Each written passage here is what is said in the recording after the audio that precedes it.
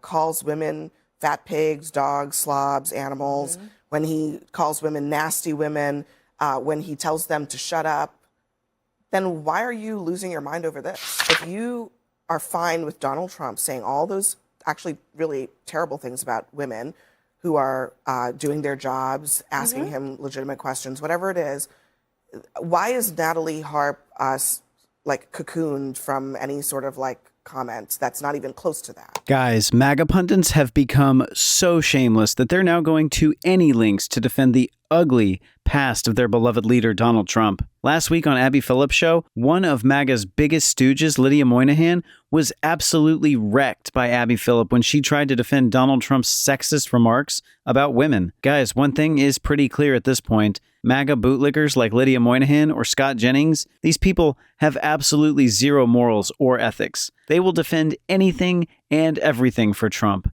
They just can't criticize him for any of the shit that he's done in the past. Now, I'm going to play some clips from the debate. I'll give my opinion as we go. Tonight, Georgia Senator Jon Ossoff struck a nerve within MAGA, and in the run-up to the midterms, he's not backing down on his attacks on Donald Trump. Listen. The draft-dodging crook president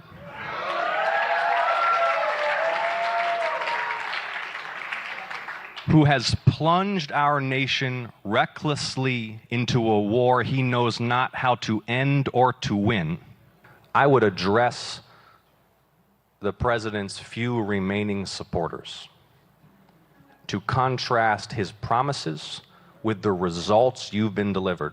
Just days after igniting a personal feud by invoking Trump's executive assistant Natalie Harp and her close relationship with the president, at a rally today, Ossoff did not invoke Harp by name, but he continued to dig in on Trump as he emerges as the White House's #1 enemy.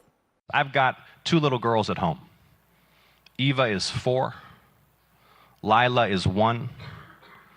They're the light of our lives. I know the same is true for you and your kids and your grandkids. And I do not want Eva and Lila to grow up in a world defined by the values of Donald J. Trump. So Jon Ossoff, who's running for Senate, according to this Republican strategist, has essentially moved beyond his race already. This was a move that was clearly wholly intended to put him on the national platform in a fight with the president, which isn't something you do in a Senate race. It's something you're doing because you have larger national ambitions.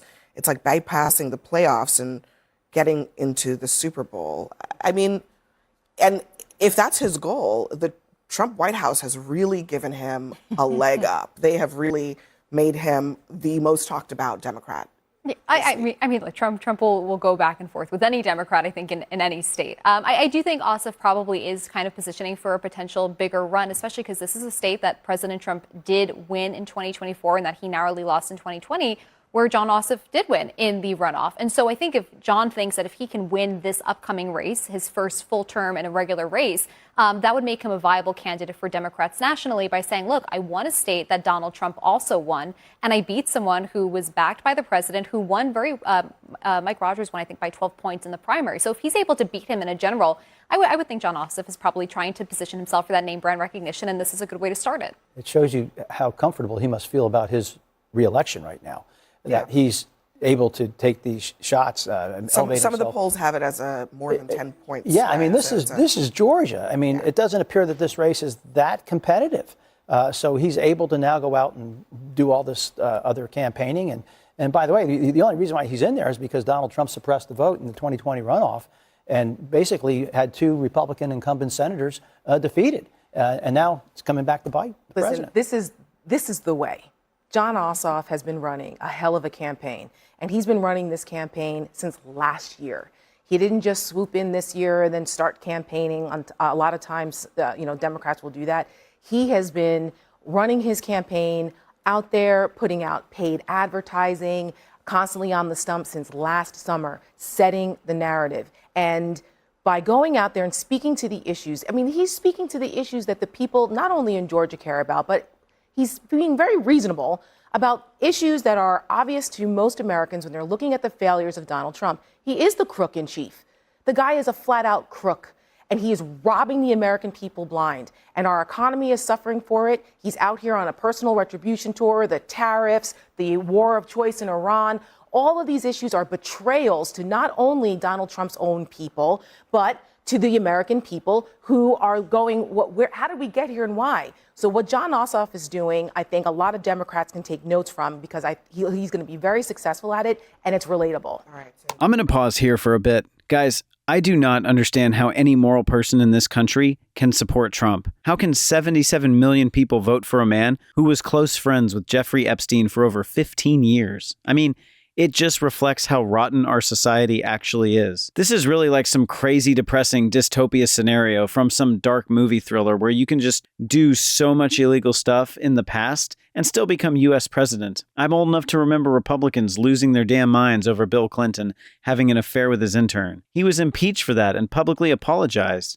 Now, we have an adjudicated sex predator as the president, and Republicans are like, libs have Trump derangement syndrome. I mean, the hypocrisy is just astounding. Guys, in my personal opinion, I've always suspected that Trump was actually more than just a client of Jeffrey Epstein. I mean, it just can't be a coincidence that he owned multiple teen pageants around the same time he was best buds with Epstein. Virginia Jeffrey was literally recruited by Epstein from Trump's spa at Mar-a-Lago. Guys, anyone who really wants to understand Trump's past should read Craig Unger's book, House of Trump, House of Putin. In this book, Craig writes that the only thing Trump made money doing besides Trump Tower was laundering looted capital from Russia using American real estate. Trump, of course, didn't have the skills for this, but his lawyer, Michael Cohen, did. Cohen's uncle was the Tony Soprano of the Russian mob in New York City. The Russians not only were pouring literal bags of cash into Trump, but were sending him women from former Soviet states like Ukraine and Slovenia, where Melania is from. So, I mean,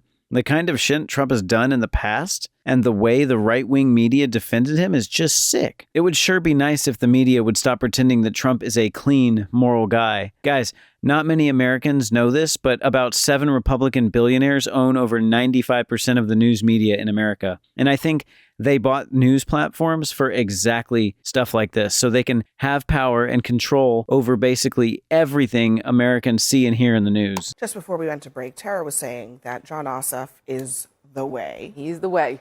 Noah had something to say about I was just smiling because we were all talking like, Ossoff hit a home run with this remark. He did. What I've seen is him backtracking off of it for the last 24 hours. He sat down with Jen Psaki, was confronted with this comment. Said, why did you say Natalie Harvey? He says, I could have said anybody. I didn't necessarily mean Natalie Harvey. Could have been a male. It could have been any aide, right? He's not standing by his remarks. In fact, as you said, he didn't mention it once in that comment, even though he's training his fire on Donald Trump. He didn't have to. He didn't have to because it didn't work. He doesn't have to because the White House has been crashing out about it since Right Sunday. after Donald Trump won re-election, Tim Hogan was at the DNC War Room. He said, what we're going to do is recruit candidates who know how to dunk. That's our job, to make internet insults. Yeah. Because we got folks like Tim Walz, who made the point that the vice president was engaged in lewd and lascivious acts with furniture. That didn't work. Jasmine Crockett, who ran for the governorship of Texas by saying the wheelchair-bound governor is Governor Hot Wheels. That didn't work. Hakeem Jeffries tried the insult act, trying to make up funny nicknames for Donald Trump and his acolytes. That didn't work. This is a little mild. It doesn't even by those Right, comparisons. seriously. Mild, and not necessarily. He implied that this woman was having an affair with the president. No, I think We all speak the English language natively. We know what he was implying. we do speak the English language natively. He said he would prefer to build his ballrooms and fly on the Qatari jet with Natalie.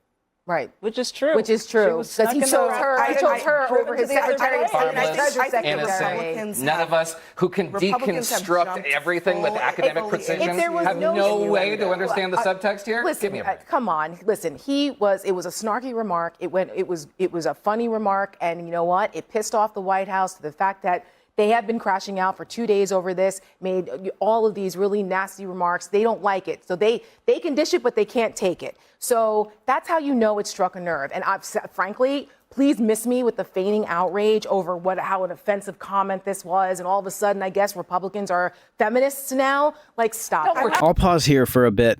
Guys, it makes me sick that a draft dodger president is sending our service members to fight a pointless war with Iran. A few days ago, guys, Trump posted an AI photo of himself wearing a 4-star general's uniform decorated with medals. I mean, At this point, guys, he's just making fun of our active service members and veterans. And what's even worse is that some people will see this as good. The same people who were also perfectly okay with him creating an AI image of himself as their savior. I mean, first he went after religion, and now he's making fun of our service members. Guys, according to the Stolen Valor Act, it is a federal crime to use a photo of yourself in a uniform or wearing unearned military medals to obtain money, property, employment, or tangible government benefits. So I guess Trump has committed a crime. If you support this man after this, you do not support our military. You support a coward's vision of his own self-deluded role in a war that he started to keep himself out of the Epstein files and out of the focus of active investigations. Consistent. Donald Trump's comments are gross. Consistent. Republicans have told pollsters for 10 years now what they hate about Trump. For a year, I will say they hate it, and I hate it, which is why I hate it over on Fox too. It's called consistency. No, over on Fox, Jesse Waters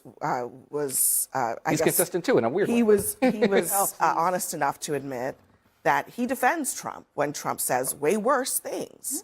So I guess that seems like a fair point. I mean, if you defend Trump when he calls women fat pigs, dogs, slobs, animals, when he calls women nasty women, when he tells them to shut up, then why are you losing your mind over this? Well, I think with Natalie Harp, this is a woman who was a stage 2 cancer survivor because of President Trump's right to try. And that's why she became close to the president, because realistically, he could have saved her life because he gave her the opportunity to try a treatment that she was otherwise being denied.